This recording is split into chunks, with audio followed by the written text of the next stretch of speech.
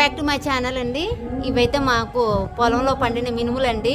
ఇవి ఇప్పుడే మిల్ నుంచి పట్టించుకొచ్చామాట. కానీ జల్లెడ వేయాలి కదండి, డస్ట్ గిస్ట్ పార్టికల్స్ అన్నీ ఉంటాయి కాబట్టి ఇట్లా లీటర్ డబ్బాతో తీసుకొని మీకు జల్లెడ అనేది చూపిద్దాం, ఎలా వేస్తారో ఏంటన్నది వీడియో షూట్ చేస్తున్నాను. ఇగోండి, ఇది జల్లెడి. ఇట్లా పోసేసుకొని చూడండి ఎట్లా జల్లెడ అయిపోతుందో. ఇగోండి, ఇట్లా జల్లించుకుంటే సరిపోతుంది. చూసారా, పాత పద్ధతిలో ఇట్లా చేసేవాళ్ళు అన్నమాట. ఇప్పుడు అంతా ఇదైపోయి మనం ఆన్లైన్లోను ఆఫ్లైన్లో కొనేసుకుంటున్నాం అన్నమాట. చక్కగా డస్ట్ గిస్ట్ మొత్తం వచ్చేసి బద్ద ఒకటే మిగిలిపోతుందండి ఈ జల్లెడి వల్ల. మీరు కూడా ఇలా చేస్తే మాత్రం నాకు కామెంట్ ద్వారా చెప్పండి. కింద చూసారా మొత్తం డస్ట్ అంతా వచ్చేసింది.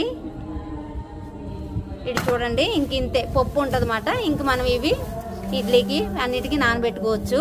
మీరు ఏ పద్ధతిలో చేస్తారన్నది కామెంట్ ద్వారా చెప్పండి.